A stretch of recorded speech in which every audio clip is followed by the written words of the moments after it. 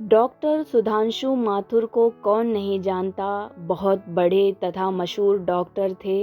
वह एक cancer specialist थे। मरीजों का इलाज करने के लिए कई बार उन्हें बहुत दूर दूर भी जाना पड़ता था।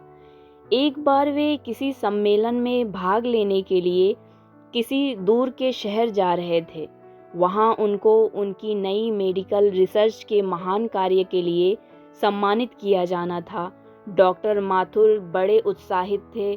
जल्दी से जल्दी वहां पहुंचकर पुरस्कार पाना चाहते थे। उन्होंने इस शोध के लिए बहुत मेहनत भी किया था।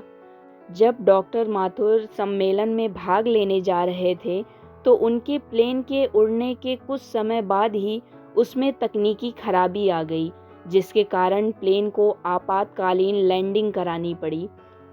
डॉक्टर माथुर को देर हो रही थी और दूसरी फ्लाइट कई घंटे बाद थी। उनको लगा कि वे अपने सम्मेलन में सही समय पर नहीं पहुंच पाएंगे, इसलिए वह प्लेन से उतरे और बाहर घूमने लगे, इस उम्मीद में कि कोई रास्ता मिल जाए। उन्होंने स्थानीय लोगों से सम्मेलन तक का रास्ता पता किया और एक टैक्सी किराए पर ले ली। किसी तरह एक टैक्सी तो मिल गई, लेकिन बिना ड्राइवर के। उन्होंने सोचा कि यहाँ बैठकर समय बर्बाद करने से अच्छा कोशिश ही कर लिया जाए, इसलिए उन्होंने खुद ही टैक्सी चलाने का निर्णय लिया। जैसे ही डॉक्टर माथुर ने यात्रा शुरू किया, कुछ देर बाद तेज आंधी तूफान शुरू हो गया। तूफान इतनी तेज था कि रास्ता लगभग दिखना बंद हो गया, जिसकी वजह से वे गलत रास्ते की ओर मुड़ गए और करीब 2 घंटे तक उसी गलत रास्ते पर आगे की ओर बढ़ते रहे। काफ़ी देर बाद उनको समझ आया कि वे रास्ता भटक गए हैं। इतने लंबे सफ़र के कारण थक तो वे गए ही थे, भूख भी उन्हें बहुत ज़ोर से लग गई थी। उस सुनसान सड़क पर भोजन की तलाश में वे गाड़ी इधर उधर चलाने लगे, पर वहां उन्हें कुछ दिखाई नहीं दिया। कुछ दूर और आगे चलने पर उनको एक पुराना सा मकान दिखा। डॉक्टर माथुर ने बिल्कुल मकान के नज़दीक अपनी गाड़ी खड़ी कर दी। परेशान से होकर गाड़ी से उतरे और उस छोटे से घर का दरवाज़ा खटखटाया। थोड़ी देर बाद एक औरत ने दरवाज़ा खोला। डॉक्टर माथुर ने उन्हें अपनी सारी समस्या बताई और एक फ़ोन करने की परमिशन मांगी।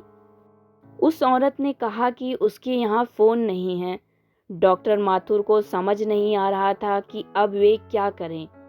इस तूफान में सम्मेलन तक कैसे पहुँचें, रास्ता भी भटक गए थे। उन्होंने उस औरत से भी सम्मेलन का रास्ता पूछा, पर उसको वहाँ तक का रास्ता नहीं पता था। उनकी परेशानी को देखते हुए उसने डॉक्टर माथुर से कहा कि आप अंदर आ जाइए, चाय पीजिए और थोड़ा आराम भी कर लीजिए। हो सकता है तब तक मौसम भी थोड़ा ठीक हो जाए और आप आगे चले जाना। भूखे और थके हुए डॉक्टर ने तुरंत हामी भर दी।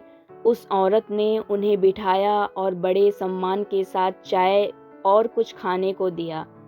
साथ ही उसने कहा, आइए खाने से पहले भगवान से प्रार्थना करें और उनका धन्यवाद करें। डॉक्टर माथुर उस औरत की बात सुनकर मुस्कुराते हुए बोले, माफ़ कीजिए, मैं इन बातों पर विश्वास नहीं करता। मैं मेहनत पर विश्वास करता हूँ। इंसान अपनी मेहनत से सब कुछ प्राप्त कर सकता है। आप अपनी प्रार्थना कर लें। वो औरत शांत भाव से डॉक्टर माथुर की बात सुनती रही और फिर वहाँ से चली जाती है। चाय पीते हुए डॉक्टर माथुर उस महिला को देखने लगे जो अपने छोटे से बच्चे के साथ प्रार्थना कर रही थी। वे दोनों लगातार भगवान के सामने बैठकर प्रार्थना कर रहे थे।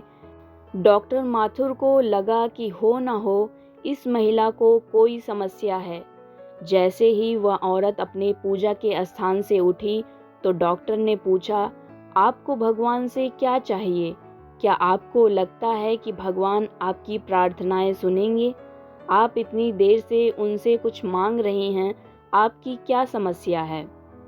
उस औरत ने धीमे से उदासी भरी मुस्कुराहट के साथ कहा, ये मेरा लड़का है और इसको कैंसर है, जिसका इलाज सुधांशु माथुर नाम के एक डॉक्टर कर सकते हैं। वे बहुत ही बड़े डॉक्टर हैं। लेकिन मेरे पास इतने पैसे नहीं हैं कि मैं उनके शहर जाकर अपने बेटे का इलाज करवा सकूं, क्योंकि वे दूर किसी शहर में रहते हैं और उनकी फ़ीस बहुत ज़्यादा है। यह सच है कि भगवान ने अभी तक मेरी किसी प्रार्थना का जवाब नहीं दिया, लेकिन मुझे विश्वास है कि भगवान एक ना एक दिन कोई रास्ता बना ही देंगे। वे मेरा विश्वास टूटने नहीं देंगे। वे अवश्य ही मेरे बच्चे का इलाज डॉक्टर माथुर से करवाकर इसे स्वस्थ कर देंगे। डॉक्टर माथुर यह सुनकर बिल्कुल चौंक गए। कुछ पल के लिए वे खामोश से हो गए। उनकी आंखों से आंसू गिरने लगे। वे अपने मन में कहने लगे, भगवान बहुत महान है।